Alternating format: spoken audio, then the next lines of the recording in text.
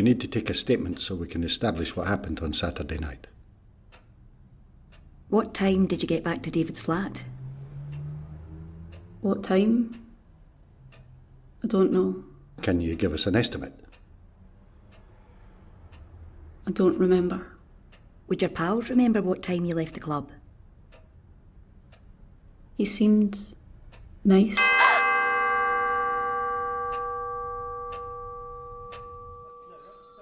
She didn't remember much, did she? I know. And now we've got to waste more time on a daft lecture. We know how to deal with victims. We've had years of experience. Well, some of us have had more years than others. I'm in my prime, I'll have you know. That'll be right. Today's session is about trauma. The latest in brain science will help you in your work. I'll start with a tour of the parts of the human brain. The reptilian brain maintains basic bodily functions. The limbic system is also instinctive. It deals with fear and pleasure. For example, you pat a dog, it senses pleasure, and without thinking, wags its tail. The neocortex is the site of logic, imagination, planning and control.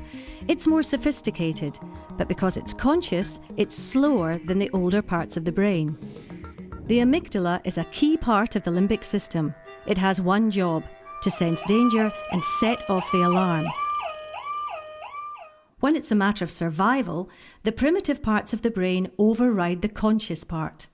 There are 3 possible survival responses: fight, flight, or the one that people don't think of, freeze.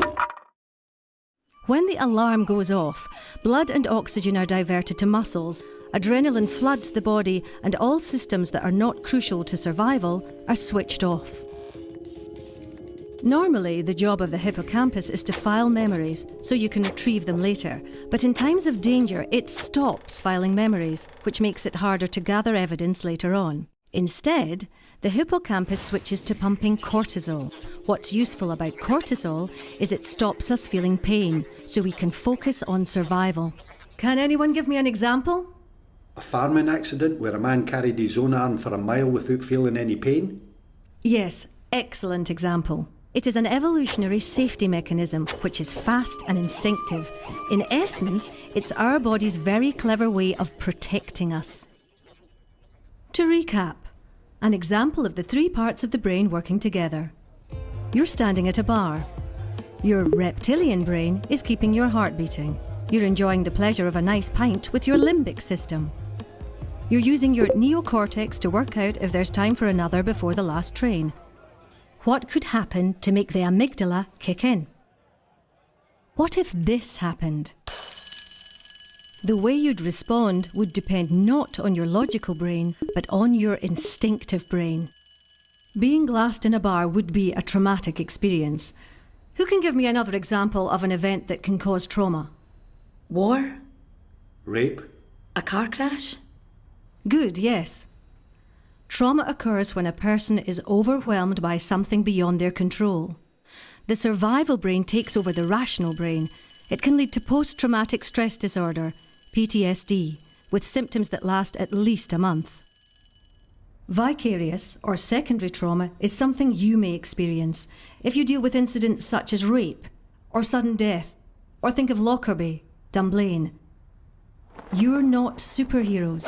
Having a brain makes you all vulnerable to secondary trauma.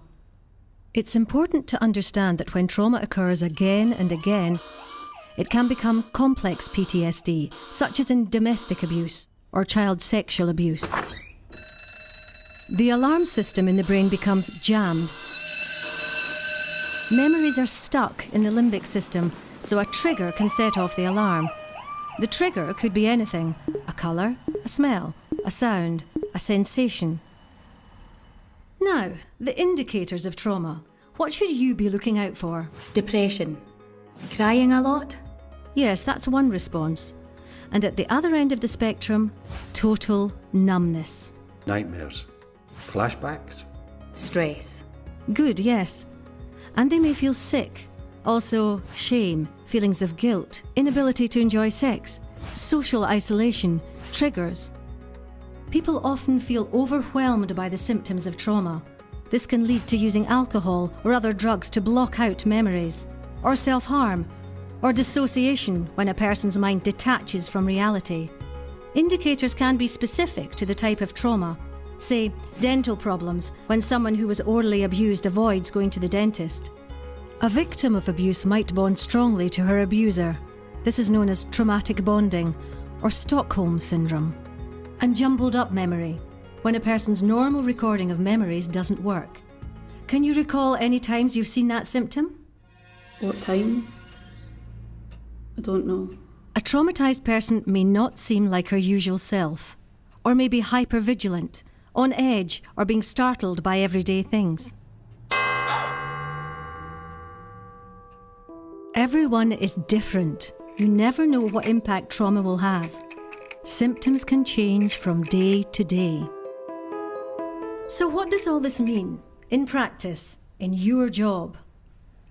A traumatised person's brain is protecting them, but that normal human response of self-protection can get in the way of evidence gathering.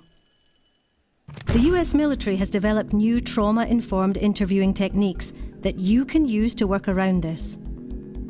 Research shows that if someone seems vacant, they could be distracted by their traumatic memories.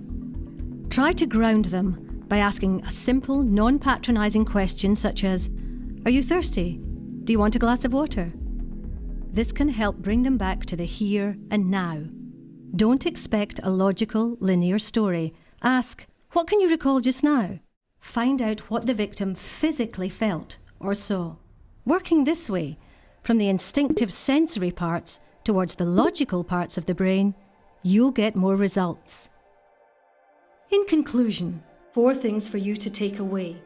Trauma response is the brain in survival mode. Repeated abuse can make trauma symptoms worse.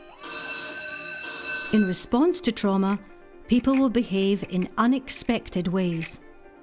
Remember, trauma is a normal human response to abnormal events.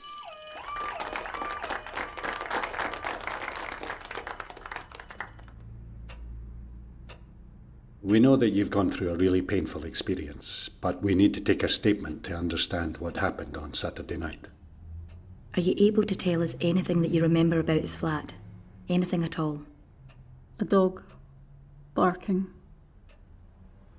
Are you able to remember any physical sensations or feelings that you had? Cigarette smoke. Can smell it now. What was going through your mind? I couldn't understand it. I just couldn't move, or even scream. To freeze is a perfectly normal response. So you start with the memories, you don't start at the beginning. You have to engage with our feelings to get to the facts. Makes sense. Check you, Professor, getting all sciencey on us. Well, if it gets us usable evidence. There's life in the old dog yet. Oi,